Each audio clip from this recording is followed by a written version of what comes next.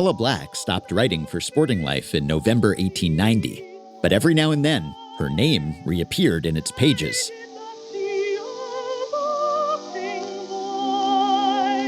On December 3rd, 1892, the paper published an unbylined list of baseball notes. Reds player manager and future White Sox and Black Sox owner Charles Comiskey's head, it said, was becoming liberally sprinkled with gray hairs. 40-year-old Chicago Colts first baseman Cap Anson reportedly had no intention of retiring, and also said he was quite ready to shoot John Montgomery Ward or any other man in the baseball profession. He may have meant in billiards, or it would have been bigger news. 1890 Pittsburgh Burghers player manager Ned Hanlon, by then in Baltimore, believed that all bunted hits that go foul should be called strikes in order to prevent intentional fouling of the ball. And Al Reach, founder and president of the Philadelphia Phillies, considered baseball far from dead and said that with a few changes in the playing rules and a little strengthening of the weaker teams, everything would be all right again. Amid all of that news, this item appeared. Ella Black and Irene Meredith, the rival feminine writers on the game, seem to have gone out on strikes together.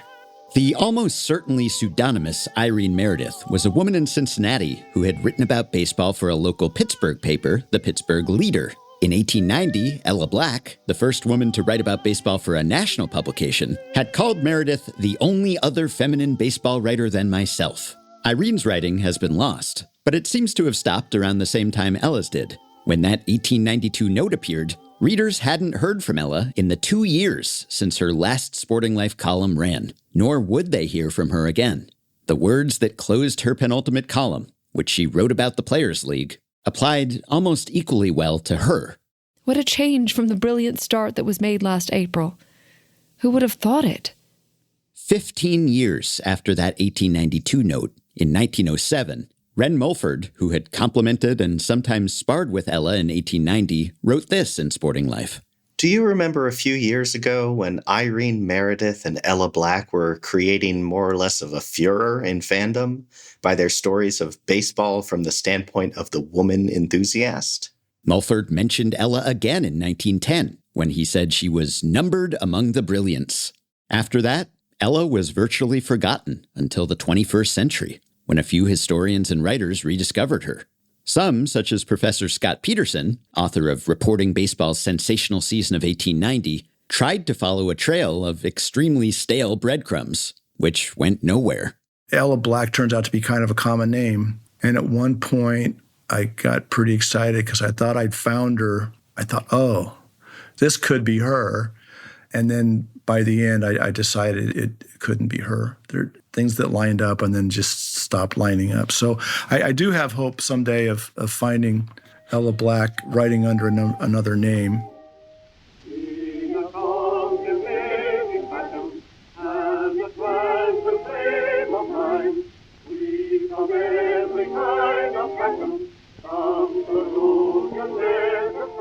Welcome back to Only a Woman, Ella Black, Lost and Found. I'm Ben Lindbergh, a senior editor for The Ringer, and this is a production of Effectively Wild, a FanGraphs baseball podcast. On part 1, we met Ella and learned about the conditions that made the 1890 baseball season and Ella's role in covering it both possible and unprecedented. On part 2, we went to Ella's 1890 neighborhood, recounted her coverage and its critics, and gave the short-lived Players' League its laurels. This time, on part 3, Ella's legacy, we'll pick up that stale trail and find that it does lead to Ella. We'll visit 2 more neighborhoods Ella knew well, and we'll trace the triumphs and travails of women in baseball after Ella Black broke the seal. When I became the latest writer to be drawn to Ella, I got sucked into the search like a treasure hunter looking for lost Inca gold. I didn't really think I'd crack the case, but I couldn't stop trying to uncover new clues. It's a feeling John Thorne, the official historian of Major League Baseball and a 19th century specialist, knows well. And we become obsessed. You go down the rabbit hole and no impediment appears, and you go further and further down. There was one impediment, though. The only thing we know about her is that she was in Pittsburgh in 1890, and of course the 1890 census is the only census we don't have because it burned. As the National Archives website says, on January 10th, 1921, A fire in the Commerce Department building, Washington, D.C., resulted in the destruction of most of the 1890 census, to the woe of researchers ever since. I'm one of those researchers, and yes, woe was me. So at first, I followed false leads, getting attached to various Ella Black candidates and having my dreams dashed, like the hopeful hatchling in Are You My Mother? Eventually, I phoned a friend, Ben Zimmer, who quickly caught the Ella Black bug too.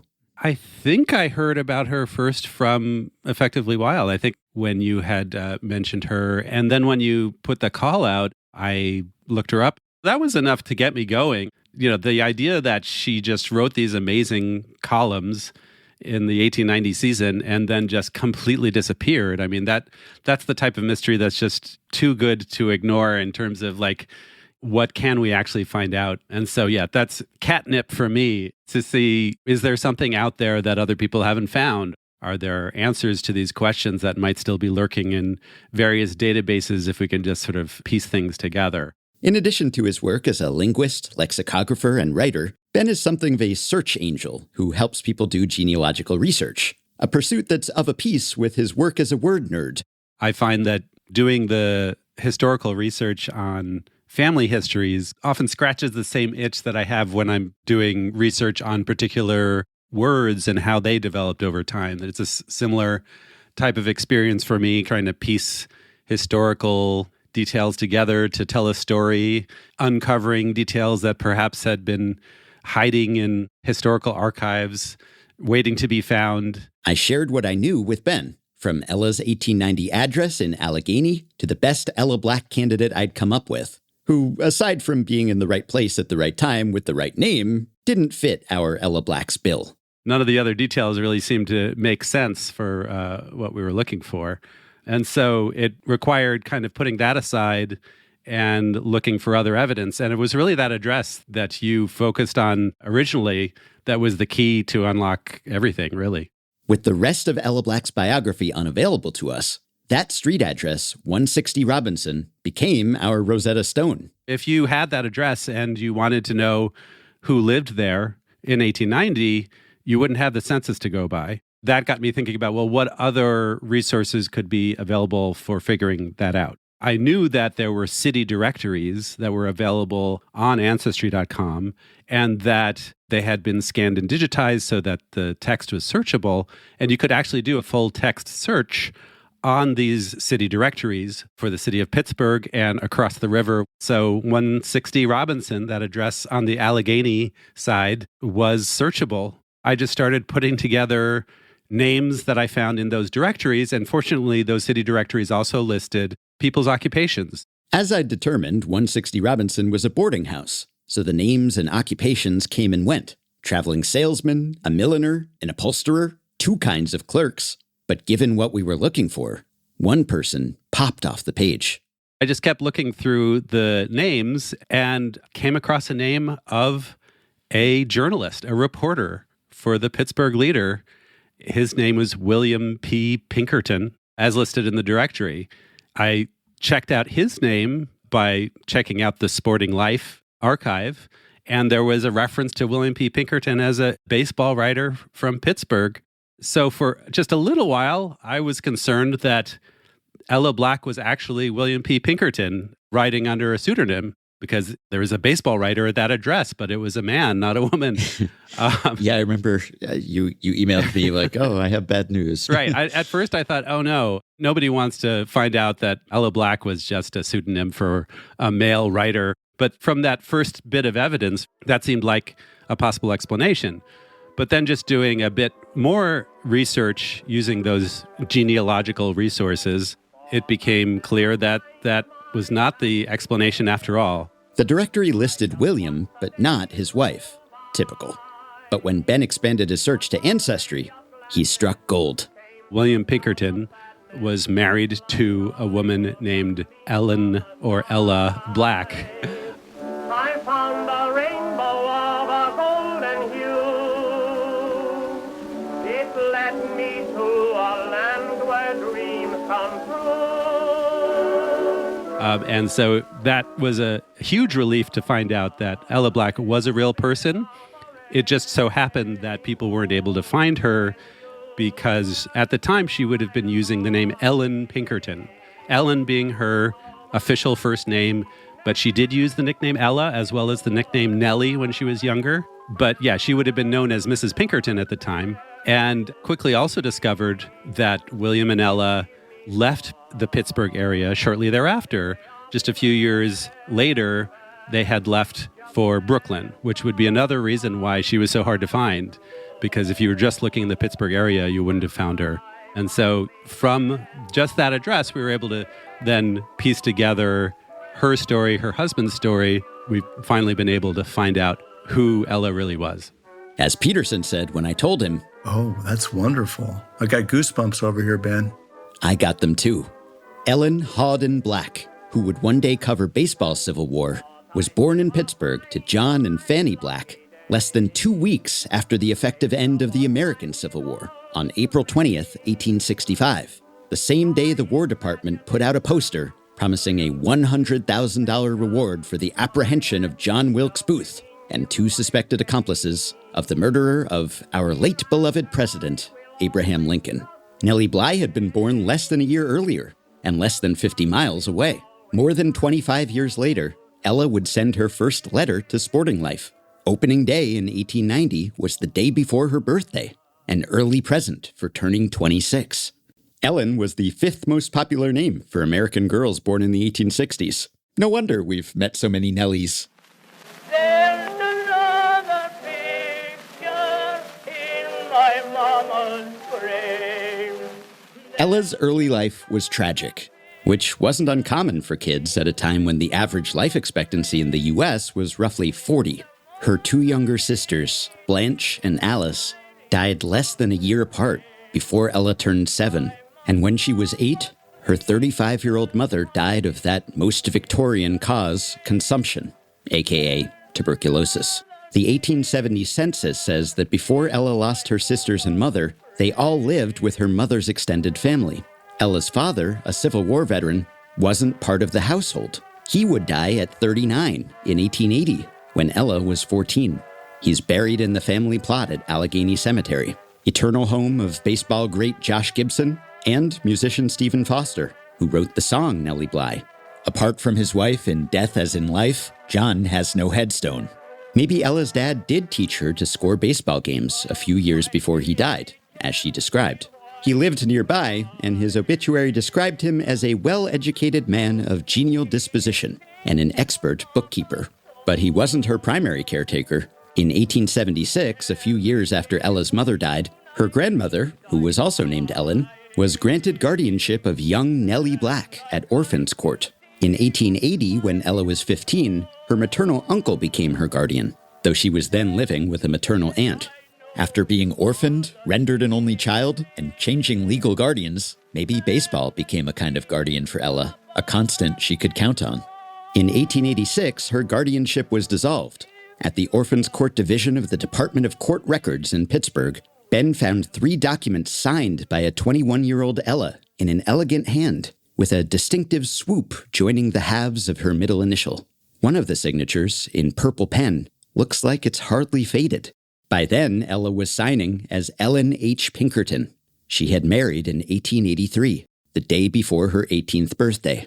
Mr. W. Plummer Pinkerton of the Pennsylvania Railroad Transfer and Miss Nellie Black were united in marriage last evening at the residence of the bride's aunt on Townsend Street. The officiating clergyman was Reverend H.T. McClelland of the Sixth Presbyterian Church. The ceremonies were witnessed by only a few relatives and friends. Matrimonial life is productive of bliss, as any sane man will admit. William S.P. Pinkerton.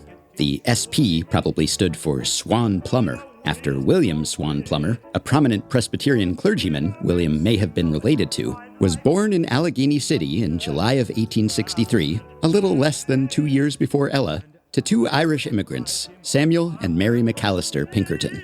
As a teenager, he worked as a clerk like his father. By 1890, William or his family had been living at 160 Robinson Street for almost a decade. Ella and William were there by 1884, when, almost exactly 9 months after their wedding, their first and only child, daughter Nancy Hunter Pinkerton, known as Nain, was born. So when Ella became a baseball writer, she was a working mom. By 1888, William was a reporter at the Pittsburgh Leader. That year, Ella was briefly mentioned in a book about the women of Pittsburgh. Mrs. W.G. Pinkerton, née Nellie Black, is one of the domestic Little Women. She is the niece of Mrs. Jacob Reamer and of Mrs. John Hazlitt, wife of one of Youngstown's leading manufacturers. William, a second-generation American, and Ella, an orphan, weren't well-to-do. If they had been, they wouldn't have been living in a boarding house in a sketchy location like Little Canada. But as that domestic Little Women mention suggests, Ella did have ties to higher society. Her grandfather, John Black Sr., was a prominent merchant with a grocery business who once ran for mayor, and John Black Jr.'s obit noted that the Black family are well-connected, ranking among the pioneers of the city. Aside from Ella's 2 passing mentions of a brother, who must have been fictional or figurative because as far as we know, Ella had neither a brother nor a brother-in-law, all of the details in her writing line up with her life. Her early baseball memories fit her 1865 birth date. Her closest relatives, the grandmother and maternal aunt she had lived with, had moved to Brooklyn by 1890, which explains Ella's trips to visit family there. She also took a trip to Chicago to attend a family wedding, and she did have a relative in Chicago, a second cousin she grew up next door to, who had been married and widowed by 1900. Because it's moving day, moving day. The next question, of course, is what happened to Ella and her family after 1890? In 1893, Ella, William, and Nancy moved to Brooklyn, and the 1900 census says they were living with Ella's Aunt Blanche, the same maternal aunt who had taken her in when she was a child. In 1904, the whole clan lived on Hancock Street in Brooklyn's Bedford-Stuyvesant neighborhood, in a brownstone that's still standing. William remained a reporter for a forgotten publication called the Bedford Record, but not for much longer. After a lingering illness, he died in 1905 at age 41 of Bright's disease, or what we would now call nephritis. He was buried in a family plot at Cypress Hills Cemetery on the border of Brooklyn and Queens. As of that year, the widowed Ella and Nancy were living in another Bed-Stuy brownstone that's still standing on Van Buren Street. Ella, by then, was working as a nurse, as she continued to in 1910, after a couple more moves around the neighborhood. I've had Ella Black on the brain for a few years now, and I've grown quite fond of her. Maybe you've come to care about her too. So I would love to report that she lived to a ripe old age and passed away peacefully, surrounded by loved ones. But I can't, except for the peacefully part. In July of 1890, Ella had mentioned that while on one of her trips to Brooklyn, she'd reported a Saturday game for the Brooklyn Eagle, a paper that employed Henry Chadwick for almost 50 years. The Eagle's account of that day's doubleheader, a sweep of Pittsburgh's NL team by Brooklyn, was unbylined, but it could have been Ella's work.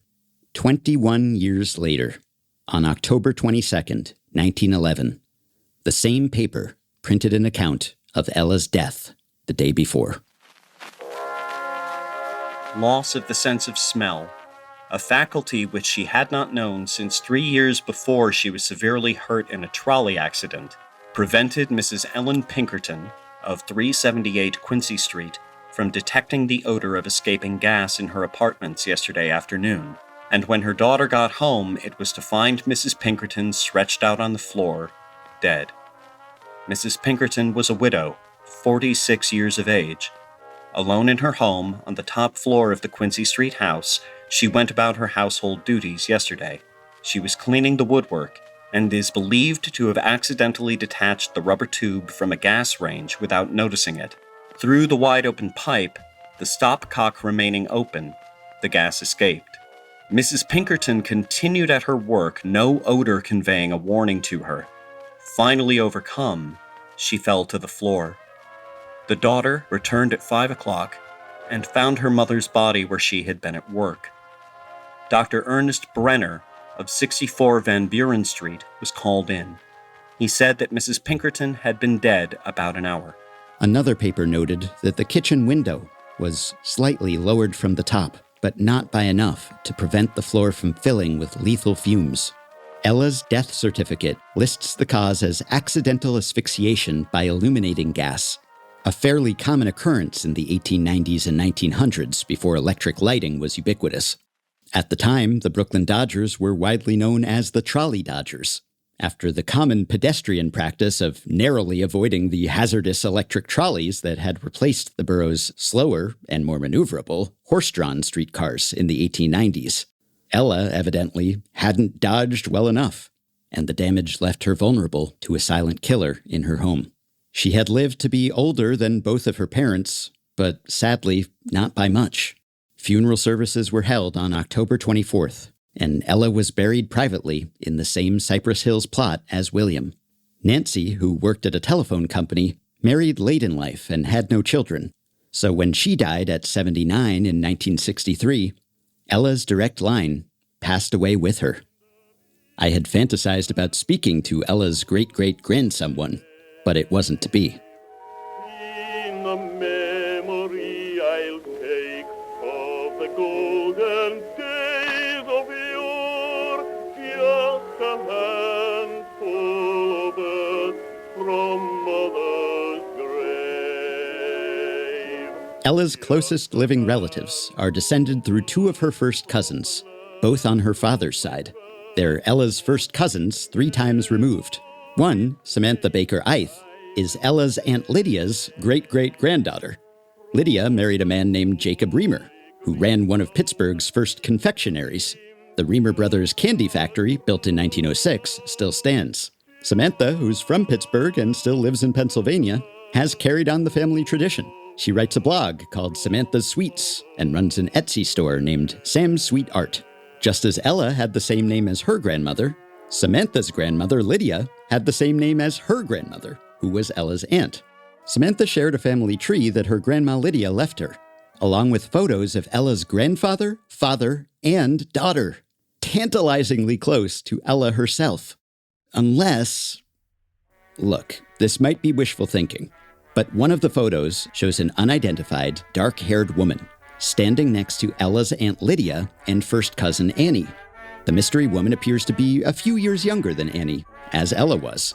To my eye, at least, she also looks a lot like Ella's daughter. Same mouth, same nose, same hair. Maybe I'm seeing what I want to see. Or maybe this woman was related to Nancy, just less closely. In my headcanon, though, those are Ella's eyes I'm looking into.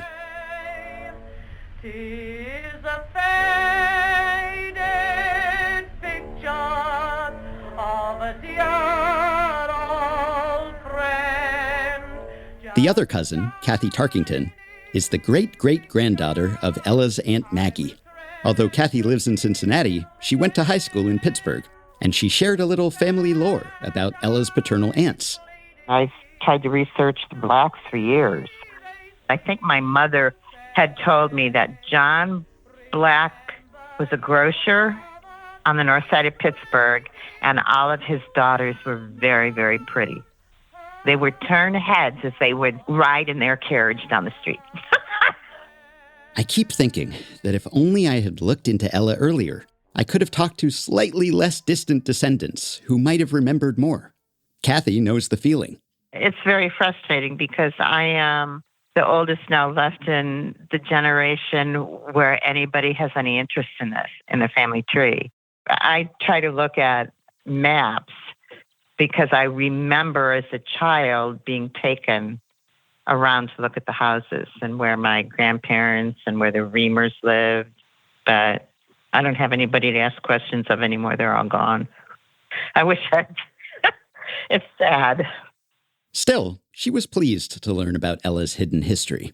There's one well-known figure on the other side of Ella's family. The grandson of the aunt Ella lived with in Pittsburgh and Brooklyn was Arthur Whitten Brown, a World War I pilot who was later knighted for serving as navigator on the first nonstop transatlantic flight. On Kathy's side, well, I'll let her say it. That's just really kind of neat that there's an actual person in the family that is semi-famous. It's just nobody of any distinction in my particular branch, but you go to cousins and you go to whatever. And people did a lot of stuff, just not mine. We're very undistinguished. We just hang in there. There's something to be said for simply surviving. Plus, Kathy feels philosophical about it. At this point, when you go back that far, we're all distant relatives, you know. It's not surprising that knowledge of Ella Black's journalistic career wasn't handed down through the generations. None of the announcements of Ella's death noted that she had been a baseball writer either, though the Brooklyn Daily Times mentioned that she was the widow of William, who, in his time, was one of the leading newspapermen of the city of Pittsburgh. William did write for the leader, but whether he was one is somewhat in doubt. John Thorne hadn't heard of him, and Pinkerton doesn't appear in an illustration John shared of almost 50 prominent baseball writers circa 1890, every one of them a white man, whose heads orbit luminaries like Chadwick and Mulford. Every Saturday, Willie got his pay, then he'd call for Nell. Trousers neatly pressed and nice white vest, buttonhole bouquet as well. It's hard to play Pinkerton detective with William, partly because the co-leader of the actual Pinkerton detectives back then was a William too, which is bad for our William's SEO. But Ben and I tried to learn all we could about him, because we wanted answers about Ella. On the one hand, confirmation that there was an Ella Black living at 160 Robinson Street in 1890 would seem to set the matter of Ella's identity to rest. On the other hand, the fact that she was married to a baseball writer might arouse renewed suspicion. William's first appearance in print came in 1879, when he was 15. The boy was smitten with Fanny Davenport, a well-known actress who'd just performed in a play in Pittsburgh. With Wikipedia vandalism not yet a way for William's friends to play a prank on him, they instead started a rumor that Fanny had married one W. Plummer Pinkerton of Allegheny. Somehow their hoax made the papers, garnering enough attention that Davenport, by then in St. Louis, was asked about and denied the fake news. The last reference we found to William, from prior to his death, was equally colorful. It comes from Sporting Life's Pittsburgh correspondent Circle and was printed in January 1892. This afternoon, a score or more of local newspapermen and 200 people gathered at Davies Fifth Avenue Museum to see a newspaperman enter the cage while Colonel Daniel Boone and wife were performing with their trained lions. The would-be nervy man was William P. Pinkerton, better known as Pink, whom baseball men will recall at once as Pittsburgh correspondent for the New York Sporting Times. Pink, one day last week, declared that he could tame the beasts, and the enterprising museum man promptly billed the affair. William wasn't actually thrown to the lions. Boone barred him from the cage until the act was over, at which point William was allowed to pat one of the lions while the armed lion tamer held its head. By then, William was no longer the local correspondent for the New York Sporting Times, another weekly paper that was published from 1887 to early 1892. In December 1890, 1 month after Ella's last column, Circle had printed this bit of media gossip in Sporting Life. It is understood that you have quit sending screeds to a certain Eastern sporting sheet, was the remark made today to W.P. Pinkerton, long known as that paper's representative here. Oh yes, some time ago, was the reply. I never work for any person who does not pay me, and they didn't pay me. Why, they owed me $115, I believe, and by hard work, I managed to get about $40 out of them. Yes, and at the time, the paper was conducted by the present management. The next week, Circle had a follow-up report. There was many a smile here over the little yarn of correspondent Pinkerton in last week's paper. One man, a friend of the sheet in question, said he understood it was a dispute. Pinkerton kept sending in matter, prolonged matter as it were, and the blue pencil got in its deadly work. In other words, Pinkerton said the Sporting Times had stiffed him, while Circle source said Pinkerton was way over his word counts. Either way, by the end of 1890, Pinkerton and the Sporting Times were Splitsville. In a possibly related development, a new editor, O.P. Kaler, had been hired to run the paper in September of 1889. On the eve of 1890, the Sporting Times was described by another paper as the organ of the National League. It was partially bankrolled by the brother and business partner of Albert Spalding, the NL's most influential owner, and allegedly employed for propagandistic purposes. For William and Ella to have written for the Pro-NL Sporting Times and the Pro-Players League Sporting Life, respectively, during the same season, almost makes them the George and Kellyanne Conway of their day. One could imagine a scenario where William, with his Sporting Times job in jeopardy, hedged his bets by playing both sides of baseball's Civil War and writing under a pseudonym for Sporting Life. Alternatively, Ella may have made a go of writing because with William on the outs at the Sporting Times, money was tight. Maybe he helped her get the gig. Although Ella never invokes her husband explicitly, some of her writing reads differently with William in mind. She makes occasional cryptic references to a well-connected scribe, friend of mine or gentleman friend of mine, and informant, all of whom feed her helpful tidbits.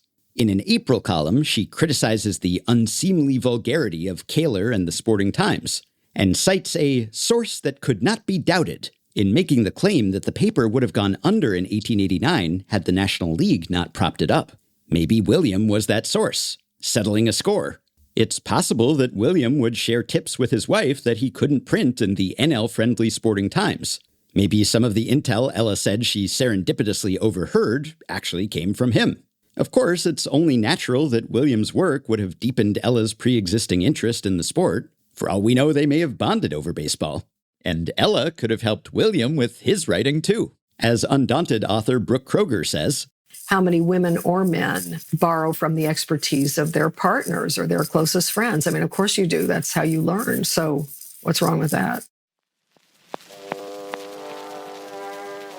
Ideally, we could compare William's writing to Ella's, much as we compared Laura's to Ella's in episode 1. Believe me, I tried. Unfortunately, the only surviving issues of the Sporting Times date from after 1890 and don't include any of Pink's prose. As for the Pittsburgh Leader, where William and Irene Meredith wrote, and where Ella could well have contributed too, no trace remains from the relevant period. I followed the Leader as far as I could, but every, lead led to a dead end. Unless there's a secret, pristine stash preserved in someone's attic, those years of the Leader have disappeared from the face of the earth. When I asked Vincent Golden, curator of the American Antiquarian Society, about papers like the Leader, he told me, back then, it was what I call low status. People just didn't save it. Even if they'd tried, it might not have survived, because it wasn't made to last. Ben Zimmer came across a scholarly paper published in 1972 about 2 1890 articles from the Leader. The author of the 1972 paper noted that there was only one copy of the Leader issue in question remaining, and that it was not destined to have a very long life, due to the composition of the paper on which it is printed. This isn't ancient history. As I record this, there are still some surviving supercentenarians who were born before Ella died. Yet her husband's whole oeuvre has been wiped away, as if it dated from prehistoric times. The only examples of William's writing we have are his signatures on the documents that dissolved Ella's guardianship. Everything else has crumbled like the statue of Ozymandias. I wonder what William would make of the fact that his wife's work outlived his life's work. We digital natives like to think that our output is more permanent, preserved for posterity in the cloud and on hard drives. But some of my work has already been lost to link rot and digital decay. How long until this podcast crumbles? John Thorne? Newsprint is fish wrap. I don't know whether recording things on our blogs is digital fish wrap, or whether it will be preserved or will disappear as well. Because William's work may as well have come with a warning that said, "This message will self-destruct," we can't probe the couple's past any further. As John says, we're not going to get to the bottom of this one. It's like Abner Graves and Abner Doubleday. We're off in the land of legend. Maybe. But if William wanted to pose as a woman, why would he have used his wife's real name and address, leading any doubters straight to his own door? How would he have known so much about the preferences and proclivities of Pittsburgh's female fans? And who was the woman who charmed Chadwick with her baseball knowledge for hours on end? If we dismiss all of the evidence that points to Ella Black being Ella Black, and assume that a man must have written her columns, we're no different from those who doubted Ella in 1890. Or, for that matter, those who doubt today's women writers, such as pseudonymous Italian novelist Elena Ferrante. In 2015, Vanity Fair asked Ferrante about persistent rumors that she wasn't a woman. Have you heard anyone say recently about any book written by a man, "It's really a woman who wrote it, or maybe a group of women," Ferrante said. Due to its exorbitant might, The male gender can mimic the female gender, incorporating it in the process.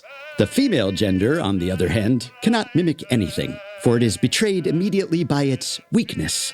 What it produces could not possibly fake male potency. Ferrante added, thus, when a woman's writing does not respect those areas of competence, those thematic sectors and the tones that the experts have assigned to the categories of books to which women have been confined, the commentators come up with the idea of male bloodlines. And if there's no author photo of a woman, then the game is up. It's clear in that case that we are dealing with a man, or an entire team of virile male enthusiasts of the art of writing. Unless there's a great reason to doubt them, why not take Elena and Ella at their word? I have always been taught to either speak the truth or to say nothing at all, and I cannot see how anyone can pursue any other course and still have any hopes of retaining the respect of those around them. After digging as deep as we could, Ben and I were excited to share what we'd discovered with Ella disciples such as Peterson. Oh, you've made a lot of progress. I'm impressed with all you've uncovered. And yet, as is often the way with history, each answer prompts new questions. That's what's so tantalizing, is that we're able to find out so much about her, and yet there are these things that always seem to be kind of just outside of arm's reach.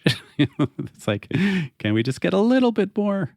That's appropriate, though, I think. I mean, it's like she was elusive at the time, and so we're just left to wonder what happened. I've been reading in the papers of a very funny land. It's the land where the women wear the trousers. We'll probably never know why Ella stopped writing, but we can still speculate. Maybe William resented that her career seemed to be going better than his. As historian Donna Halper says, Ella Black may indeed have been Ella Black, but if she married and she took her husband's name, I'm not real persuaded she would have publicized that, because it would have redounded negatively not just on her, but on her husband. The belief was that somehow a woman who was successful was very emasculating for her husband. Even into the 1980s, I was still being asked how my husband felt about my career. Or maybe Ella wasn't making much money and had her hands full with her 6-year-old daughter. This might be unrelated, but less than a month before Ella's last byline, the Pittsburgh Dispatch printed an item from a young lady living at 160 Robinson who said she had 3 years of experience as a bookkeeper and cashier at one of the largest Eastern hotels and was looking for work. Professor Marie Hardin, the dean of the College of Communications at Penn State, says that even today, a lot of young women go into the industry and then exit within a few years. Sometimes the theory is that women go into these careers and then, they see maybe that they're in an organization where they're not going to be able to advance, or they're harassed, or they experience discrimination. And those are the things that sort of have them head to the door. What we found when we interviewed young women who were very early in their careers in sports journalism is they were making a decision based on two factors. It was the combination of, hey, I don't see how this is going to work with the life I want, with the work-life balance, with the family that I anticipate having. The combination of that and the challenges that they knew they were going to face in moving up on the career ladder. So they were sort of saying, I don't think this is going to be worth it for me. And so they would choose other forms of journalism, or they would choose to just leave journalism altogether. maybe Ella felt like she'd made her point by proving that a woman could be a capable baseball writer. And she'd had her fill. Almost a century later, in 1988, Nancy Cooney, the assistant sports editor of the Sacramento Bee, was quoted in a New York Times story about women in sports writing saying, "Men don't leave. They do it all their lives and are thrilled to do it. But women get to a certain level and say, what's next?" Or perhaps Ella's departure wasn't her choice. With one team in Pittsburgh, there may have been less demand for her services at Sporting Life.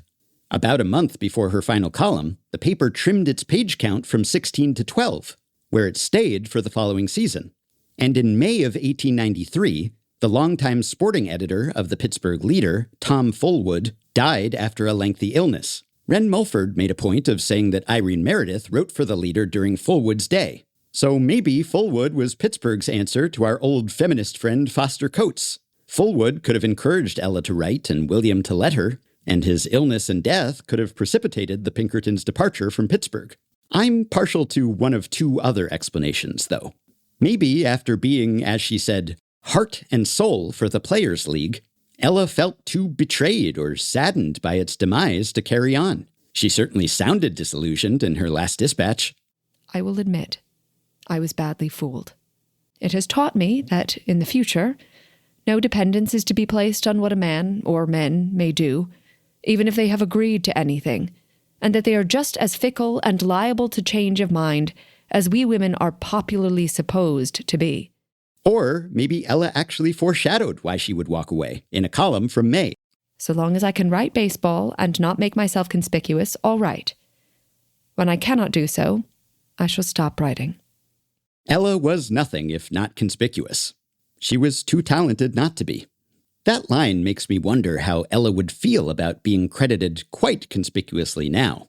She did publish her real name and address, her maiden name, granted, but she could have used a pseudonym if she really wanted to keep her sports writing secret. And she said that the allegations about ghostwriting would be rather amusing to those who know me, which suggests that her work wasn't a taboo topic in her personal life. Plus, no one would berate her for being a baseball writer today. I asked my confidant Ben Zimmer how he felt about exhuming the secrets that Ella had taken to her grave. Based on those columns from 1890, she has a lot of pride in her work, and I think she would be proud to be recognized for that, even if it took this long. The liveliness of her style and the way that she wasn't afraid to mix it up with other writers suggests that she would be happy for people to know about her history. History professor Leslie Heafy, co-editor of the Encyclopedia of Women in Baseball, and longtime chair of the Women in Baseball Committee at the Society for American Baseball Research, says, I think she'd love it. I think she'd be disappointed it didn't happen sooner. Or maybe not. I'm not sure. But I'm sure she would love the fact that her story is finally getting a little more traction. And I always think when we find one and we can get people intrigued, it's likely to get them intrigued enough to go look for somebody else. There are two more Ella landmarks I want to take you to. Her last temporary residence and her eternal one. We'll come back to both. But first, let's recap what transpired after Ella and the Players' League left the scene. Late in 1890, as the Players' League collapsed, Ella foresaw the future of baseball. Judging from what has happened in the past, it would be by no means surprising if the National League would someday be again the great favorite in the eyes of the fickle public that it once was. Such changes have happened before, and I would not be surprised to see them come again. 1891 would be the last gasp of the American Association. After that, the NL reigned as the lone major league for the next 10 seasons, until the American League claimed that status too. In the interim, player pay suffered from the senior circuit's stranglehold. In 1890, with 3 rival leagues competing for players' services, the average big league salary had been $3,000. That dropped to $2,400 in 1892 and $1,700 in 1893. The Players' League's principals would one day find purchase in the Players' Association led by Marvin Miller, but even Robert Ross, professor at Pittsburgh's Point Park University and author of The Great Baseball Revolt, concedes, I'd like to think that it changed baseball forever, but I think it was rather ahead of its time. No one tried this again for so many years. And as for Ella, John Thorne says, she was a pioneer without followers. She is an oddity. She is not Jackie Robinson for women. Women just did not have much of a role in baseball except as spectators with the intention of softening the behavior of men. John's not wrong, but as Heafy says, I think that's one of the fascinating things about women's participation in baseball. It's always been there, and the opportunities may not have been large, But women have always been involved in everything from being players to writers to owners, even umpires, though it's obviously been a little bit on up and down. Nor, Heafy adds, does the paucity of successors in the years after Ella diminish what she accomplished. Somebody like Ella is incredibly important because I think we tend to focus solely on when a door opens completely and numbers follow. But that takes time in most cases, and there have to be people that got it started and attempted. And I think Ella fits in that category. But I also think it's always important for people down the road, historically, to be able to look back and realize the trajectory, the path, the triumphs and the struggles. And we often tend to focus, when it takes a long time, solely on the struggles and not the triumphs. And I would argue that, as limited as it was, her being able to participate as she did is more on the triumph side of things.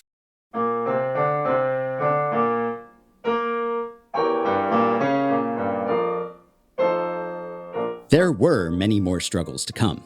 For at least half a century, dating back to Maria Mitty Morgan, who had occasionally covered horse racing for the New York Times as early as the 1870s, women who wrote about sports were so scarce that, like each new generation of female baseball players, they were often erroneously described as the first of their kind, as was, perhaps, the first female entrant to the baseball writing ranks after Ella, in this Washington Post passage from 1895. She is Mrs. Sadie Neller Miller, a bright, pretty, and accomplished little lady who has somewhat trained herself into saying a whole lot of clever, readable things in a column or two weekly for the Baltimore Telegram.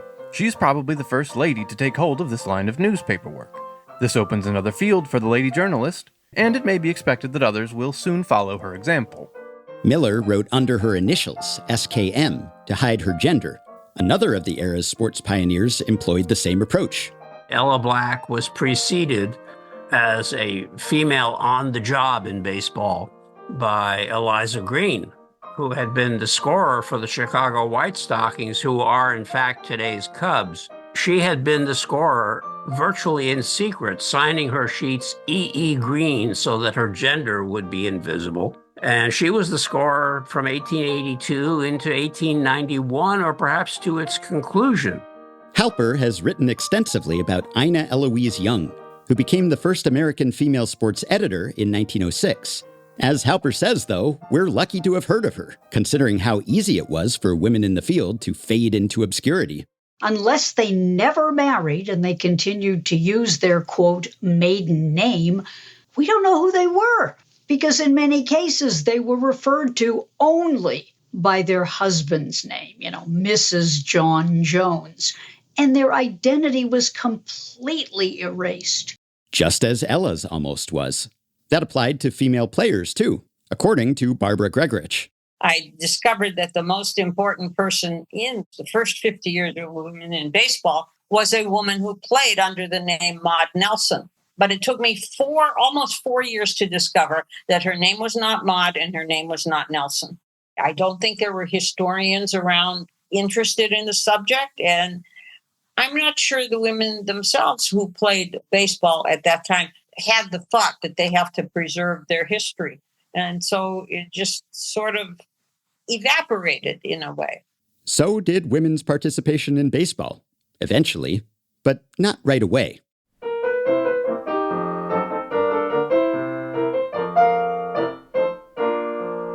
From the mid-1890s up to World War I, a new woman archetype emerged. The Gibson Girl, as described by Debbie Shattuck Burton. We see journalists begin to promote this idea of healthy, vigorous womanhood instead of women wearing corsets and staying home and not exerting themselves. So this is what leads to the rise of Charles Dana Gibson's Gibson Girl image of the very robust, athletic, outdoorsy sporting woman. She becomes the new icon for women to emulate. And so we do see women by the millions playing basketball and tennis and golf and riding bicycles and playing baseball. The arc of women players, it would appear that it's on an upward trajectory. And so you would think that that trend would have continued and baseball might have lost its gendered identity in the same way that basketball did, for example, which was being played by both men and women, although by different rules. It never really became gendered as a man's game, but baseball did. And decades later, Leslie Heafy says, that gender divide became codified. Women's participation in baseball is pretty strong all the way up to the 1930s. And then, of course, softball does come along and Little League makes its pronouncements. And I think that had a profound effect on the ability for women to find opportunities to play. Opportunities to write, however, were about to ramp all the way up to a trickle. For female sports writers, 1944 was a watershed year. That's when Mary Garber began her career as the replacement for a sports editor who joined the Navy. Garber got her first job, she later said, because it was the war, and every man was in the armed forces. Shortly after she retired, more than 60 years later, the basketball writer became the first woman to win the Associated Press sports editor's prestigious Red Smith Award for contributions to sports journalism. The same year Garber was hired, a Pittsburgh native and aspiring journalist named Elaine Kahn graduated from college. Her daughter shared recordings with me that her mother, then known as Elaine Kahn Light, made at age 95, a few years before her death at 99 in 2021, in which she reminisces about her sports writing career. I made the rounds of all the papers, and nobody hired me, and I didn't hear anything. And an aunt that I never forgave her for said to me, "You ought to get a job as a secretary and support your parents." And I took umbrage at that she did not believe in me. And the other thing, there was a woman who was in charge of the publications at the university at that time, and she was always telling me how wonderful I was and how great my jobs would be. And, she wrote me letters to all these people and one thing another. So at the end of a month, when I didn't get a job, I went in to see her. And that was the strangest thing, because what she said to me was, "Why don't you get married?" Which was what a woman was supposed to do in those days. Elaine didn't do what she was supposed to. Instead, she got a job with the AP. So in 1946, she was reporting on baseball when the Pirates took a vote on whether to authorize a strike. A lone female baseball reporter in Pittsburgh, whose name starts with E.L., at a time of labor upheaval in baseball and beyond? Sounds familiar, right? Even 50-plus years after Ella, Elaine wasn't welcomed by the sports writing establishment, which also sounds familiar. They tolerated me, although I didn't sit in the press box. I could be all around the press box where you could talk to people. I don't know, maybe I even could get a free sandwich or something. I don't remember that. Though she couldn't enter the clubhouse, she could at least go down to the field. And she did, on June 7th, 1946, while the male writers were enjoying their press box privileges. Years before big leaguers unionized for the first time since the Brotherhood, the Pirates were considering joining an independent labor union that called itself the American Baseball Guild, which was advocating for higher minimum salaries, a salary arbitration process, and no trade clauses, among other worthy goals. The players threatened to strike unless the team recognized the Guild as its bargaining agent, and the possibility that the Pirates might not play was national news. I went down on the field to see whether the team was going to come out or play or not.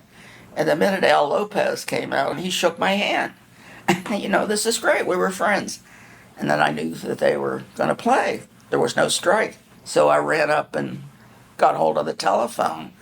And that was another thing they never forgave me for, because I had the phone. And I had the story. And that was it. And they didn't want me up there after that. And I felt I had beaten them at their own game. And I wasn't interested in it anymore.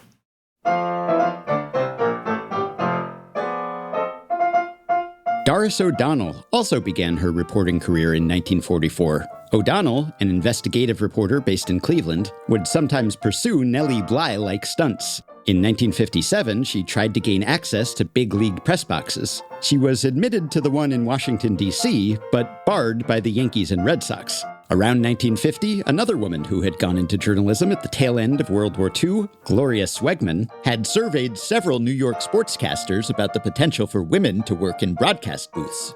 Almost to a man, they downplayed or dismissed the idea, much as New York editors had poo-pooed the prospects for women at newspapers to Nellie Bly more than 60 years earlier. "I see no reason why a girl couldn't come in for an inning or so if they know baseball well," the Dodgers' Connie Desmond said. "If pretty enough, she could sit next to me." Part of the rationale for the sportscaster's pessimism was women's lack of access to clubhouses and locker rooms. And that status quo would stick for another quarter century. The Elaine Kahn of the mid-1970s was Pittsburgh reporter Paula Smith, who worked for wire service United Press International. Smith, who covered the Pirates and Steelers, recalled in 2011, "I was not universally welcomed with open arms. One player," she said, "tried to grab my hand and put it on his genitals." Another time, she approached Steelers quarterback Terry Bradshaw for an interview outside the locker room, and Bradshaw reflexively signed an autograph for her, assuming she was a fan. She had to beseech Bradshaw for his time outside the athlete's inner sanctum because locker rooms and clubhouses were still closed to women. But by 1975, when Smith started covering sports, the barriers were weakening. Here's Marie Harden. Their success and their visibility and doors being open for women in sports journalism really is tied to access for women to sports in general. So I would tell you, if we look at the history of women in sports journalism, you really can tie it in many ways to Title IX. In other words, when Title IX happened, the doors started opening for women. Title IX went into effect in 1972. But the dam began to break before that, says Brooke Kroger, author of Undaunted. We get a big change after the civil rights legislation of the 1960s, the changes in mentality. We also get the feminine mystique. We get women starting to see themselves in a whole new way. It took about 6 years till 1970 for at least the women of journalism to realize that the civil rights legislation also applied to them, that they could use it as a workplace cudgel, which they didn't even grasp. I mean, that's how embedded this feeling was of your place in the world.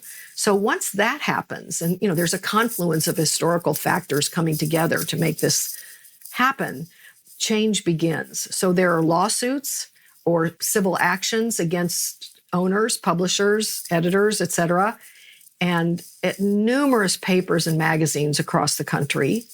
Those take about 10 years to resolve. A lot more attention goes into creating more equity.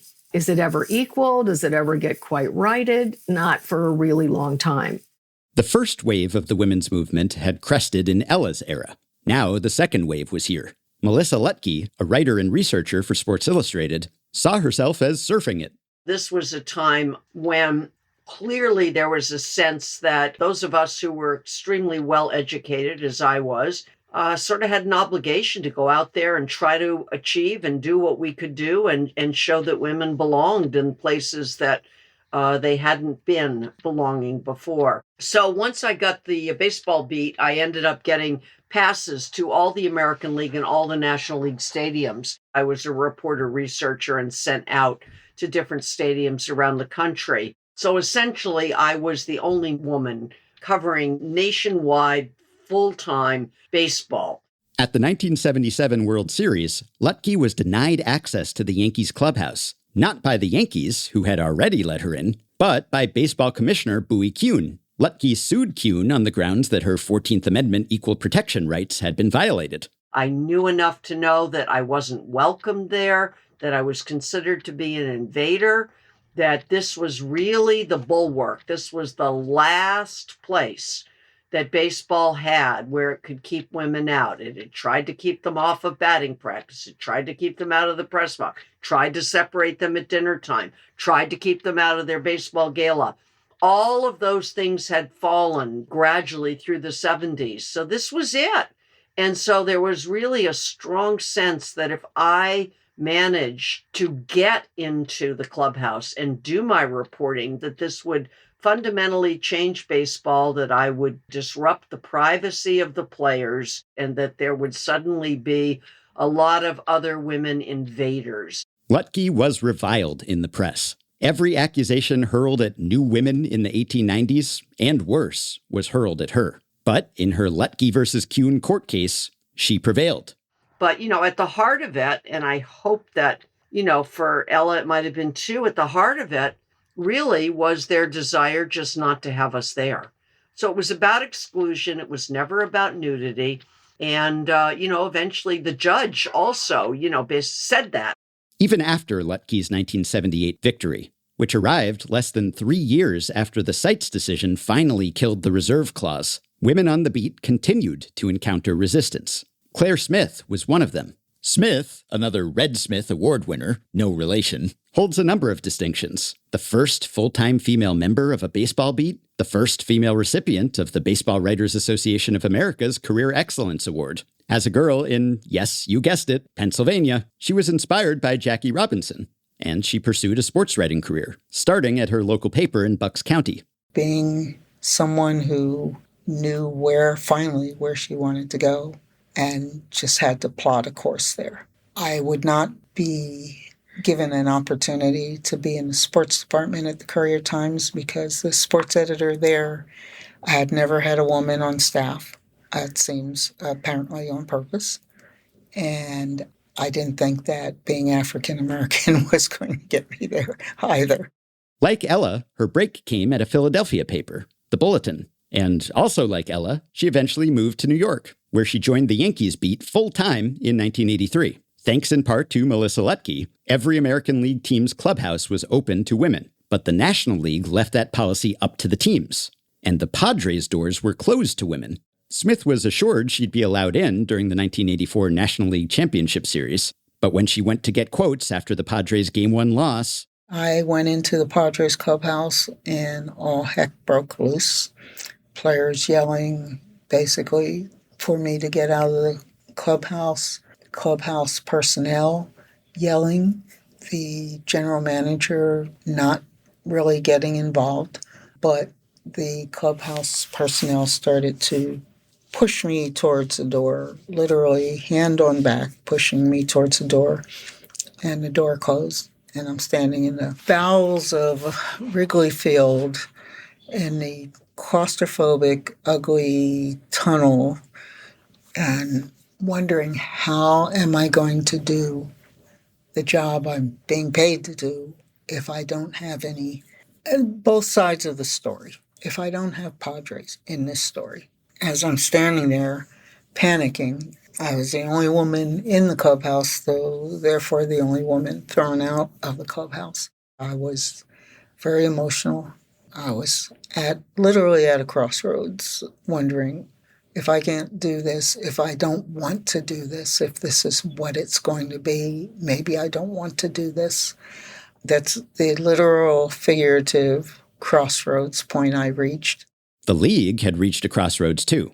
When the new commissioner of baseball, Peter Ueberroth, heard what happened, he made an almost immediate proclamation. One of the first things Peter ever did was basically tell the media the day after what happened in Chicago that would never happen again with any reporter wearing credentials issued by Major League Baseball, that every clubhouse was open at any point in time to properly credentialed reporters. And that was it. He basically universally opened the clubhouses to women reporters at that point. It still didn't remove the trauma, and that still kind of exists to this day. Then I think if you talk to Ella, she would tell you you can legislate out things like closed doors and the inability to get credentials. You cannot legislate away hate and ignorance. So I wish I could say it all ended that day, but if you talk to women who cover to this day, they are still subject to some ugly, hideous stuff, especially thanks to the internet. Susan Fornoff, a contemporary of Smith's, could testify to the fact that official proclamations couldn't curb hateful behavior. My first job, they interviewed 3 women for the job because they wanted to have one. When you say they wanted one, do you mean one and only one? Or Yes. They wanted their token representative. So that was as far as the door was open at that time. She got that gig for a Baltimore paper straight out of school in the early 80s and covered the Orioles, who were managed by Earl Weaver. He had said, any woman that wants to go in our clubhouse, she needs to bring a note from her father. And so when I went, I asked my dad to write me a note. And so he wrote this note to Earl, and he looked at it and he folded it back up and he said, this is the best one I've gotten. And my dad said, with quivering pen, I hereby give my daughter, Susan, permission to enter the Oriole locker room, mainly because I know that even if I don't, she'll find a way to get in there anyway. After her stint in Baltimore, Fornoff was hired by the Sacramento Bee to cover the A's, where she unwillingly found herself at the center of a scandal during the 1986 season. They had a player, Dave Kingman. He was known for hitting a lot of home runs and striking out a lot. And he was also known as being not a nice guy. He had some problem about women. A woman should be a woman. A woman should be a lady, actually. And she shouldn't go in the locker room, clubhouse. And, she really shouldn't even cover baseball. It's a man's world. We were in Kansas City and a game was about to start and we're sitting in the press box and the security guard brought me a little, like a corsage box. And so I look at all the other writers that are there and, we're friends. I said, are you guys up to something? And they were like, no, they wanted me to open the box. And so I opened the box and there was tissue paper in there and it moved. And I closed the box right away. I said, oh my gosh, it moved. It's alive. It moved. Something like that. And the security guard came over. He felt terrible, but he looked and he said, it's a rat. I said, well, you can have that. And he said, well, I know a little boy who'd love to have this rat. I said, well, tell him to name it Kong, which was the nickname of Dave Kingman, because we all knew who sent it immediately. Somebody with the club confirmed that it was his handwriting on the tag, and the tag on the leg said, my name is Sue. Kingman's problem with Fornoff wasn't that she'd written something he didn't like. It was that she'd written anything at all. Yet the unrepentant player got off with a fine and a warning. The following year, Fornoff co-founded the Association for Women in Sports Media, aka Awesome. There had been a lot of women talking for a while about we should have some kind of group. But one of the things that meant so much to me was the support I got from other women journalists. And, we realized we were all spread out and not everybody had that kind of support anywhere nearby. Really, we wanted to have a voice when things like this happen. Two of the speakers at the group's first convention in 1988 were athletes Don Baylor and Ronnie Lott, who were advocates for women in sports media. We had a question and answer with them. Now, really, I think it gave all of us a big boost for them to just basically give us pep talk and say we did have a place there and we did belong there. And we should stand up when people do things like send us a rat. We shouldn't be quiet and say, oh, this happened. And because for a lot of women, they didn't want to draw attention to the fact that they were women. They just wanted to be sports writers or baseball writers. Your story about Ella Black kind of brought that up a little bit. People didn't know. She probably didn't want them to know. I think we all still felt that way 100 years later. In 1990, Fornoff became the first female official scorer since Eliza Green a century earlier, and the first ever who was publicly known to be a woman while she held the job. She's long since left baseball. Although Awesome now boasts more than 1,000 members, Fornoff surprised me when I asked if she was proud of how the group has grown.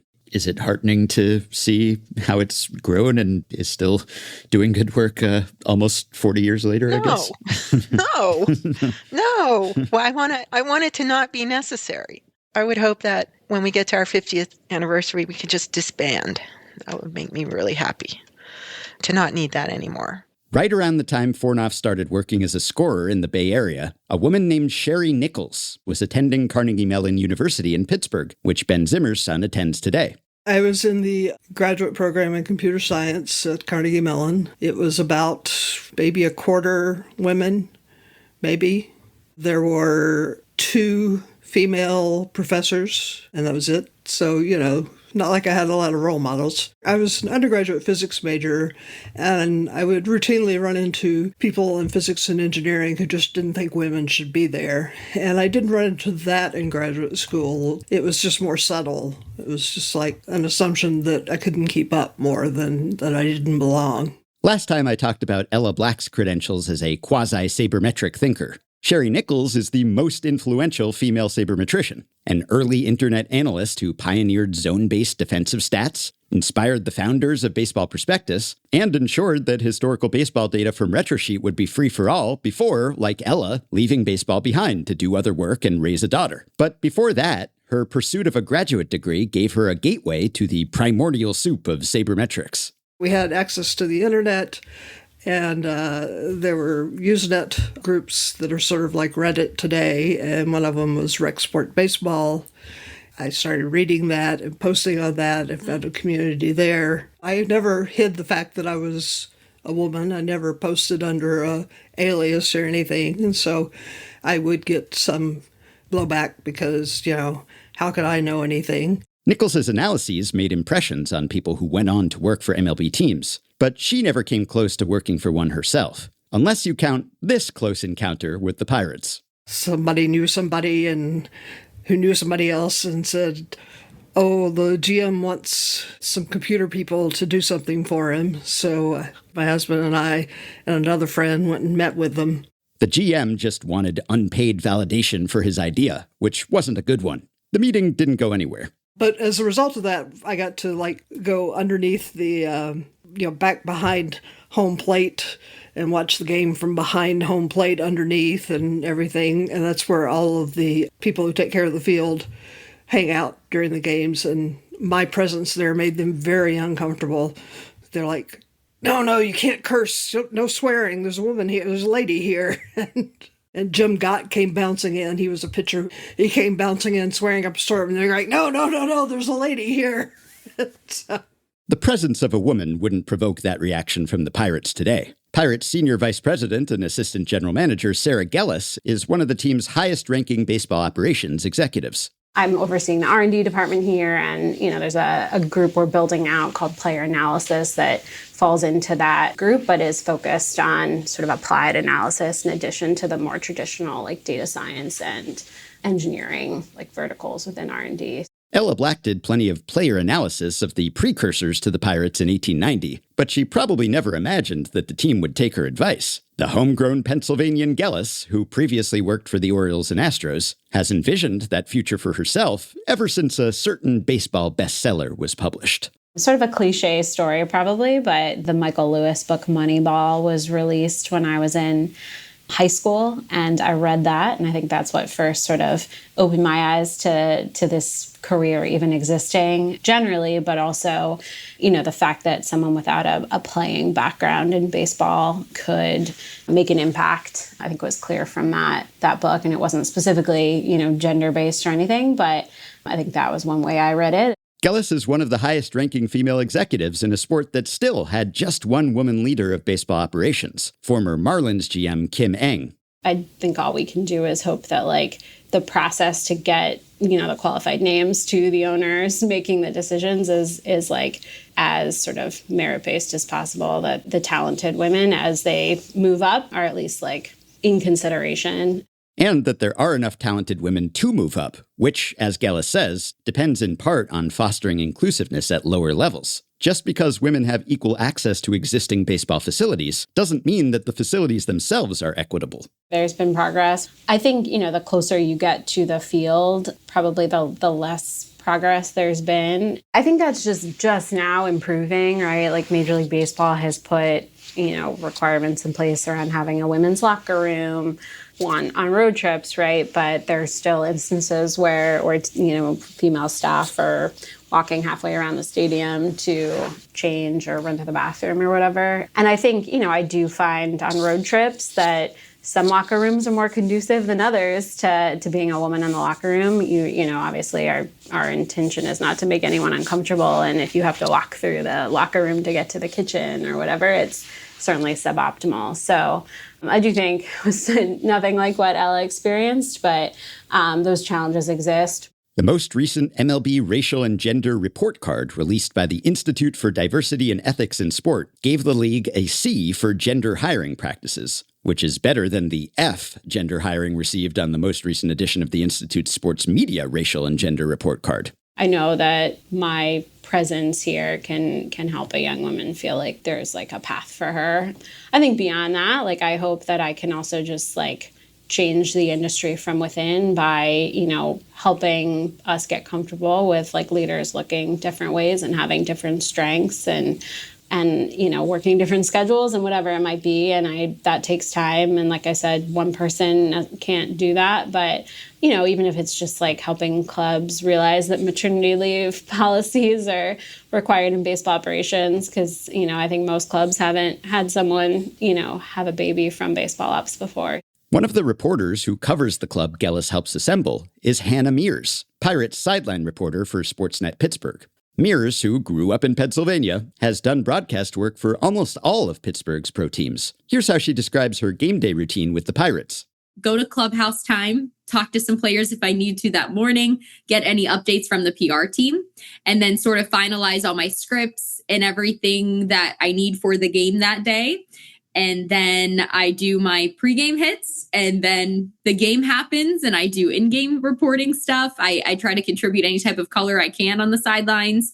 And then in the case of a win, we do on-field interview and then go into the clubhouse and interview manager Derek Shelton first, then head to interview the players that we need to talk to. Obviously, access is essential. Pittsburgh still has some streetcars, as it did during Ella's day, but Mears can't do her job by riding one and hoping that the hero of the game gets on. I think Ella would be very excited to see today that I have just as much access as anyone in the clubhouse, outside of the clubhouse, when we're going out to dinner after with my coworkers, going to a cigar lounge or going to a bar or anywhere. So I have complete full access, and I think she would be very excited and happy to see that and hear that it's not only do I get the access, but it's a positive experience. Positive, but imperfect. Mears wanted to be a sideline reporter, but women who aim for the broadcast booth still find themselves vastly outnumbered by men. I don't know if it's necessarily a barrier, but I think there's some parts that are still slow to change.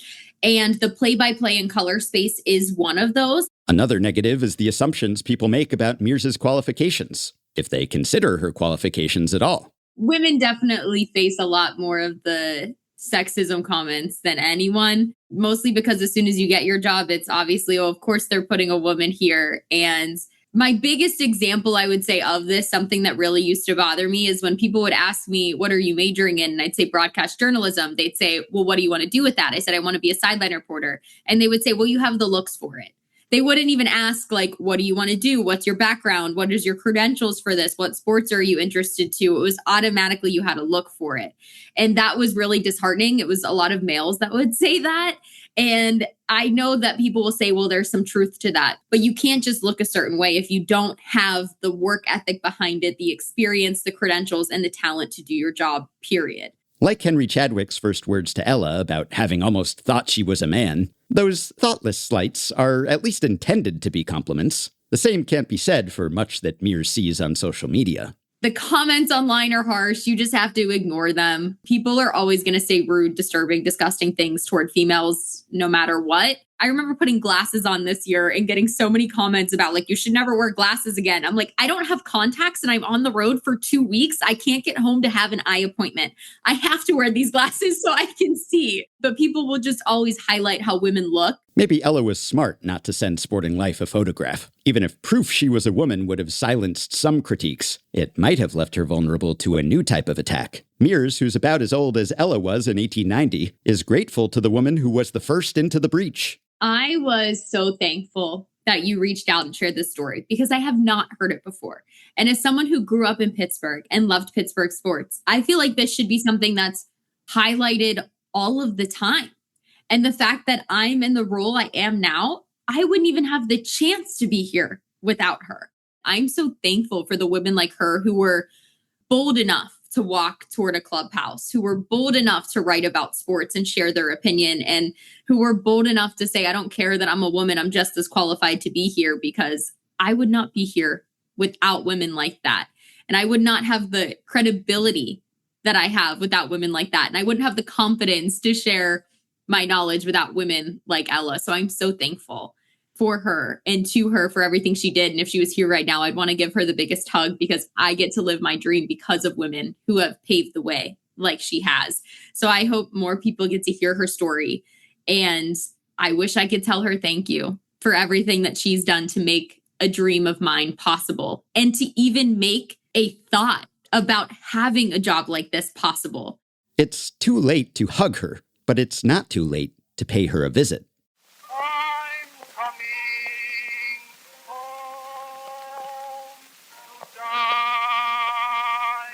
Not long ago, my wife, Jessie, and I took the train to northern Brooklyn to see the house on Quincy Street where Ella lived and died. Bedford-Stuyvesant is what I wanted Ella's old neighborhood in Pittsburgh to be, a place preserved in amber. In 2014, the New York Times said Bed-Stuy boasted perhaps the largest collection of intact and largely untouched Victorian architecture in the country, with roughly 8,800 buildings built before 1900. Those row houses, brownstones, and bigger buildings with weathered but ornate facades have stood on quiet, tree-lined streets since they sprang up to house a growing middle class from the 1890s to the 1910s, when Ella lived there. Even now, few buildings in Bed-Stuy are more than a few stories high. So as we walked toward Quincy, the expanse of exposed sky was almost disconcerting to a Manhattanite like me. The real estate listing for Ella's former home calls it the ultimate 4-story brick townhouse you have been dying for, which reads a little differently to me, knowing what I know, than it probably did to the people who purchased it a few years ago. It was built in 1910, which means it must have been brand new when Ella moved in. It's undergone a gut renovation, but the listing brags about the original brick and masonry, so the exterior still looks more or less like it did in Ella's day. Smart red brick with black banding and a flat roof. Except for the parked cars. I could have convinced myself it was 1910. Jessie and I stood outside, summoning the nerve to knock. A sign said no soliciting, but after some debate, we decided we weren't solicitors. Still, how do you tell a total stranger that more than a century ago, a long-lost writer suffocated on the 3rd floor of their house? Pretty reluctantly, in my case, but the power of podcasting compelled me. The townhouse is subdivided into a few different residences, and through the door of one, we could see a shirtless kid watching something on a screen. Someone was home. We unlatched the short fence and climbed the stairs, and I tapped on the glass as unthreateningly and apologetically as possible. I didn't bring my good mic, because the only thing worse than seeing a random man at your door is seeing a random man at your door who's holding an oversized recording device. The shirtless kid's mother, who opened the door, took our spiel in stride. Considering the circumstances, she was quite accommodating. But as I suspected, she didn't know much about the townhouse's history. Have you only lived here a few years, probably? Yeah, 3 years. Okay.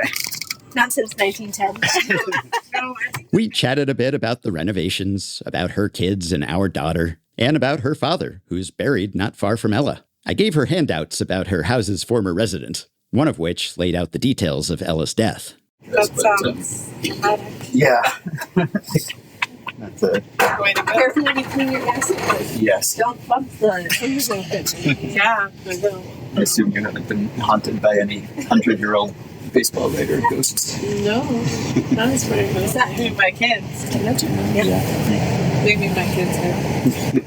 The Quincy Street address was Ella's old haunt, but no, not literally. We weren't invited in, understandably, so it was time to go. Yeah.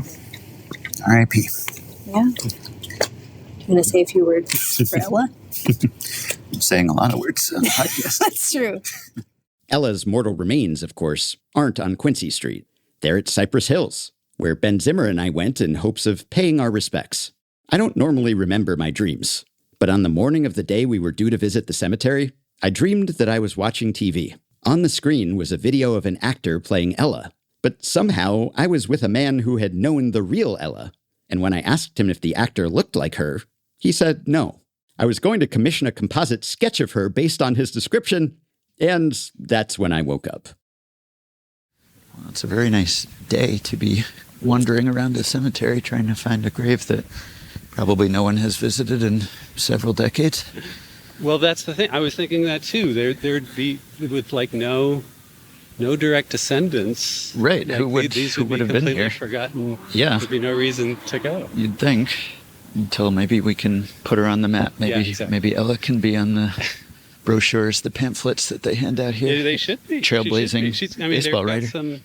They got people who've done like various firsts and. Okay. Cypress Hills, whose 225-acre grounds were dedicated in 1848, is also home to the grave of a baseball pioneer who has many visitors, and deservedly so, Jackie Robinson.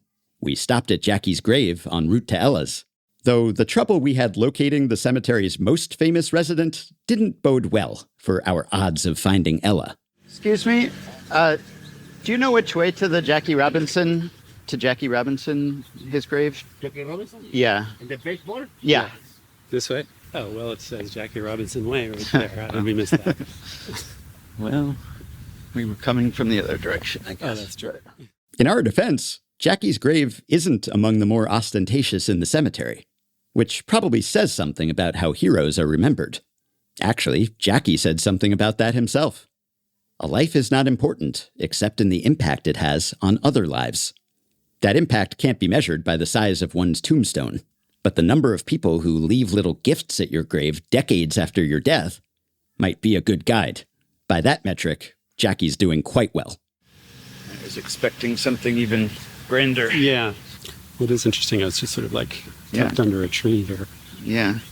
I guess you're allowed to walk in here through this path. They have benches and stuff. I wonder how old the bats and balls are. Yeah, some of those look old. That's a catcher's mitt, isn't it? It looks like a catcher's mitt.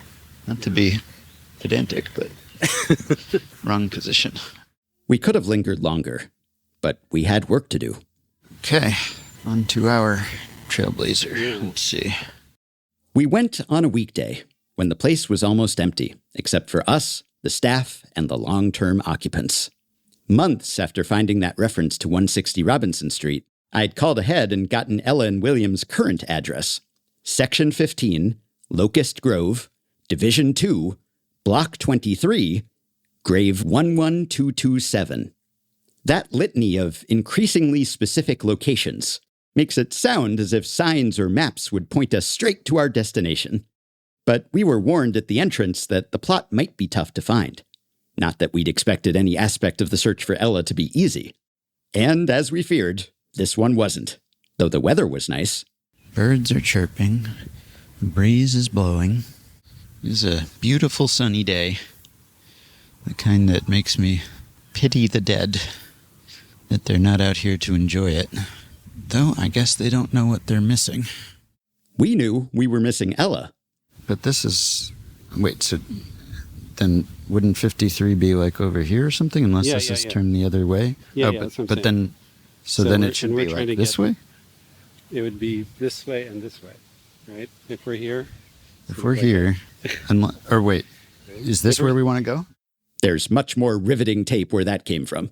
But eventually, we latched onto a landmark. Right, so... Oh, Section 15. Oh. Locust Grove. That's where we want to be, right? That's where we want to be. Okay. We were getting warmer, both figuratively and as the sun beat down on our pale complexions, literally. I had pitied the dead, but a cool subterranean resting place was starting to sound appealing. And even though we knew we were roughly in the right area, we were walking in circles. Vast field of gravestones stretching out in all directions, and Ella is one of them. Narrowing it down. Eventually, we switched up our tactics, and I started talking to myself. Other Ben and I have spread out. We're just stalking along the paths between gravestones. Only got 5 hours left on my recorder. The cemetery is going to close before then. Edna Elsie. Close. McPherson. Every now and then I'll see a name that looks a little like Pinkerton or Ellen, and I'll think, I found you, but I haven't. Kronbacher. Bowman. Wright. Detlefson. Zimmer. Oh dear. I'm going to tell Ben about that. He can whistle past those gravestones. Here's one that just says, Mother, Father. Could be them for all we know. Hope not. Cypress Hills does not surrender its secrets easily. Neither had Ella. But then, just when we'd covered the same territory enough times that the names had begun to blur together, I looked down and saw something that stopped me in my tracks. The first Ella relic we'd encountered that wasn't in pixels or on paper. I was almost too surprised to sound excited. I found it. Yeah. No raised marker, so easy to miss. Hey. I can't even see it now. No wonder we missed it. It's just totally invisible from more than a few feet away. You were looking down. Elusive to the last. Just as previous researchers had looked for Ella Black and missed Ellen Pinkerton, We had looked for a raised marker and almost missed one that was flat, like that hidden home plate marker in the Pittsburgh parking lot. Maybe because it's shielded from the wind, it's well preserved. A marble rectangle with gold embossed lettering that looks as new as Ella's purple signature. At the top, it says Pinkerton. And below are the birth years, death years, and names. Nancy, whose grave we found later, is buried elsewhere at Cypress Hills, with her husband's death date left blank. He outlived her and, after a mugging, moved to Massachusetts. So the Pinkerton headstone contains 2 names, William S.P. and Ellen B. Note the middle initial, not H for Hawden, but B for Black. Yeah, no, when I started looking into this, I did not expect to be able to pinpoint who she was, let alone where she is buried. And here we are, standing a few feet above her. I'll have to come back and see you, Ella, now that we know where you are.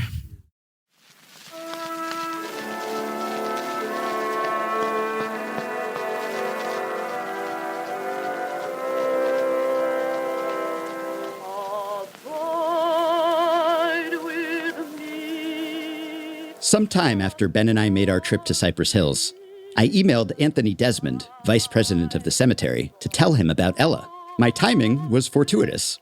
Soon, he said, a Cypress Hills committee would meet to review new candidates for inclusion in the cemetery's register of significant figures.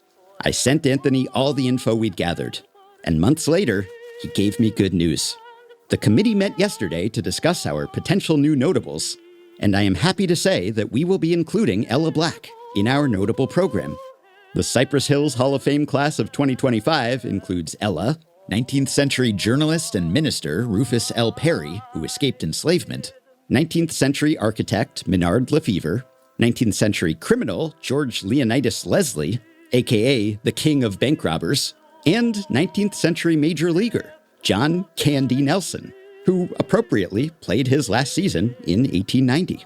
Later this year, Ella will be added to the Cypress Hills website and to a new notables map. And days after this podcast is published, a plaque will be placed at her gravesite.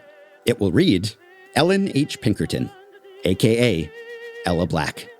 If you'll permit me one pun, that's how Ella got her grave plaque. When I return to her headstone, I'll leave a floral arrangement like the one Spalding facetiously suggested should be left on the Players League's grave, with a waterproof case containing a collection of Ella's writing, the possible picture of her, a pack of modern 1890 Pittsburgh Burgers baseball cards, and our research about Ella's life, along with a link to this podcast. Maybe you're listening because you saw my mini memorial, or maybe after listening, you'll go see it, assuming no grave robbers beat you there. If you use the new map and look for the plaque, you'll find her much more quickly than Ben and I, and all the Ella hunters who preceded us did. I hope she has enough new visitors to make up for all the years when no one knew she was there. If you see her, say hello. Scott Peterson plans to. I'll be making that pilgrimage, maybe as soon as this summer. And I've still got goosebumps over here. I mean, this is just amazing. So was Ella Black. Less than a year before Ella surfaced at Sporting Life, Walt Whitman said this about baseball. It's our game. That's the chief fact in connection with it. America's game has the snap, go, fling of the American atmosphere, belongs as much to our institutions, fits into them as significantly as our constitutions, laws, is just as important in the sum total of our historic life. When Whitman made that remark in 1889, women weren't allowed to belong or fit into many American institutions, baseball and baseball writing among them. When Whitman called baseball our game, he was speaking mostly for men. I am only a woman, and am not supposed to have a great deal of wisdom in matters pertaining to baseball. But in 1890, Ella Black showed that those institutions were better with women, and that women would be, to borrow a phrase from Whitman, just as important to our history, whether they were wanted and welcomed or not, or even actively excluded, as Sherry Nichols's generation was. Well, I was a baseball fan going back to when I was a kid. I remember in elementary school, at recess, I was always playing baseball with the boys instead of playing with the girls. And I remember one of the boys, when we were about 8, telling me that he was going to sign up for Little League Baseball and that I should too. And so I went home and told my parents that, and they told me that I couldn't. And I was like, why not? And they said, because girls can't play Little League Baseball. And I was heartbroken because, I played with the boys all the time. I didn't see why I couldn't then. I learned pretty early on that I wasn't really welcome in baseball. I never had to learn that lesson, so I felt pretty awful later in our chat when this happened. Could I stop you for a second? Sure. There's like a bumping that I was hearing. Sorry. I'm playing with a baseball. Sorry. Okay. Well, that's I'll put appropriate. It away. well, I don't want to be like the kid who told you couldn't play Little League or you take your baseball away. I assured her it wasn't symbolic. Little League hasn't been boys only for half a century, but the effects of past exclusion linger. Major League Baseball says the best predictor of whether someone will be a baseball fan for life is whether they played when they were young. There's no quick fix for depriving people of that chance for generations. When Leslie Heafy joined SABR in 1989, the organization was almost 20 years old and had 5 female members. Even now, despite attempts to promote diversity, the percentage of female members sits in the single digits. It's a baseball organization, and so to some people, that right there immediately says, well, that means it's a male organization. Of course, gender diversity is only one kind. Heafy, who's working on a book about black women in baseball, notes that if Ella Black had been black, she wouldn't have had the chance to make the contribution this series is celebrating. Because a black woman writing is only going to get to write for a black newspaper, and those opportunities were slim to begin with. With a new women's pro baseball league launching in 2026, more women will be welcomed back to the diamond. Debbie Shattuck Burton believes the sports pendulum could be poised for a swing. I am cautiously optimistic. It's always struck me as ironic that we can have women running Fortune 500 companies, leading military units, and doing all sorts of things in sports, and yet this very persistent idea that baseball is for boys and softball is for girls has continued. I am pleased to see that maybe we're finally getting beyond that, and baseball can just be a game again, a sport that anybody can play that wants to play it. And in theory, a sport that anybody can cover, which Marie Hardin students will want to do. As a journalism dean, I've seen a dampening of enthusiasm over time for journalism jobs in general, except sports journalism. Hardin has seen women go from being barely represented in her classes to making up a majority of enrollment. She's seen women's sports proliferate, along with women's sports media. And yet, she says, that interest hasn't translated to a much higher proportion of sports journalism jobs. I heard a female journalist tell me she'd been a war correspondent and she'd been a sports journalist. And she said that being a sports journalist was more challenging in terms of being in this male-dominated space than being a war correspondent. Sometimes 2 steps forward are followed by 2 steps back. Just ask Ella Black and the Brotherhood of Professional Baseball Players. I would say that I've come to understand that what we see as progress, we shouldn't assume it's always linear. So I used to assume things will always get better, and it's just a matter of measuring that. And what I've realized over time is you can't take that for granted. Donna Halper hasn't. I believe that history is about telling the truth. History is about including people who were there. When we erase people who were there because maybe some of the interactions back then were uncomfortable, or maybe it makes us nervous or worried, or maybe it doesn't fit in with our political talking points, we do a great disservice. I fear the fact that there are people in our culture right now who have this belief in a mythical good old days that was good for some people, but not so good for others. And in a world where you were going to be really stigmatized just from following your dream, I think the stories of women like Ella Black and some of the other early women who played baseball, they were standing up and following their dream no matter what the culture said. And somehow the republic didn't fall. Let's end with an excerpt from a poem. though not one by Whitman. This one, which is florid but fitting, is called The Journalist. Newspaperwoman Mary Clemmer Ames wrote it for, and read it at, the 25th annual meeting of the New York Press Association in June of 1881. And newspaperwoman Claire Smith, a longtime member of the New York Press herself, read it to me, and now to you, 144 years later. Only a newspaper, quick read, quick lost. Who sums the treasure that it carries hence? Torn, trampled under feet, who counts thy cost? Star-eyed intelligence. And ye, the nameless, best beloved host, my heart recalls more than one vanished face, struck from the ranks of toilers, early lost and leaving not a trace. Martyrs of news, young martyrs of the press, princes of giving from largesse of brains, one leaf of laurel steeped in tenderness, take ye, O early slain. Though in the author's pantheon no niche obscure, your waning names can hold forever fast. The seeds of truth ye blow afar are sure to spring and live at last. O lonely waste within the swarming marts, in silent dream, in speaking deeds of men, quick with momentum from your deathless hearts, your thoughts will live again. Only a Woman, Ella Black, Lost and Found, is a production of Effectively Wild, a FanGraphs baseball podcast. The series was written and narrated by me, Ben Lindbergh, edited and produced by Shane McKeon, and funded by Effectively Wild listeners on Patreon at patreon.com/effectivelywild, where we invite you to subscribe to support our work. You can contact us at podcast@fangraphs.com, and you can check the show page and episode description for links to a lot of our research. And if you thought this series was the greatest trilogy since the 3 exposition parks, please spread the word or leave a review.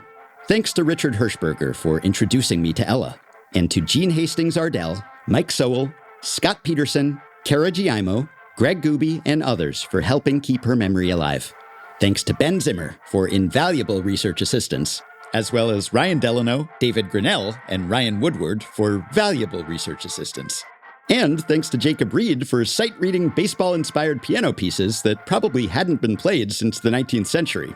Thanks to leading lady Ellen Adair, who was born to play Ella. She shares Ella's name, her home state, and her love of baseball, as you can hear on her podcast, Take Me Into the Ballgame.